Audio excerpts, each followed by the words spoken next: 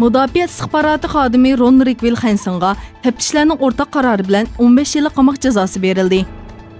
Amerika Adliya Ministerliğinin yızıqçı bayanatına asaslanganda 58 yaşlı Xenson dövlət müdafiəsiga dair uçurlarını Xitayga setiş bilan ayıplangan. 2006 yıldan bu yan 5 burcaklik binadaki Müdafiə istixbarat idarəsində xizmət qılğan Xenson, məxfiyyətlik dərəcəsi yuqarı dərəcəlik bolğan hüccətlərə erishish huquqiga ega idi. O 2014 yılı Xitay istixbaratı bilan görüşüşə başlagan.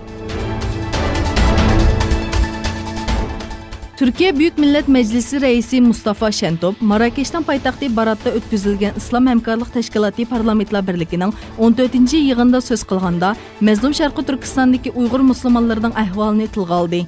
Şentop, Uyğurlarının insan qılıbından çıxan muamillərə uçuravatqanlığını işarət qılıb, İslam Həmkarlıq Təşkilatı və əza dövlətlərini Uyğur məsələsində texmi aktiv və sezgur buluşuğa çağırdı. İstanbul'da Şərqi Türkistandakı yığılış lagerləri və Uyğur ziyalılarının aqibeti temasında müzakirə yığını içildi. Nurg'unlagan akademik və ammavi təşkilat rəhbərləri qatnaşqan yığında Şərqi Türkistandakı cəza lagerləri və Uyğur məsələsi müzakirə qılındı. Şunun bilan birgə Washingtondakı Dövlət Axbarat binasında Şərqi Türkistandakı kişilik hüquq təcavüzçılıqları temasında rəsm ko'rgazmasi içildi. Amerika strategiyalik bombardımançı aeroplanlarının Angliyadagi Fairford hava armiya bazasıga qo'nganligi bildirildi. Şunun bilan birgə yaqinqi 2 kunda Amerikanın 3 tane B-52 tipliq bombardımançı aeroplanı Angliyaga avatildi.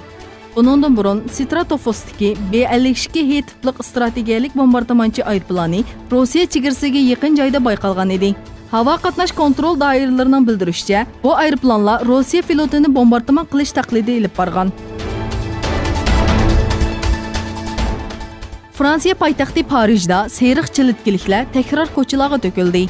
Saqchilar Zafar darvozasi atrofida yosh aquzish bombasi orqali mudohala qilgandan keyin faoliyatchilar Chambers Aylis ko'chasidagi do'konlarni urib chiqdi.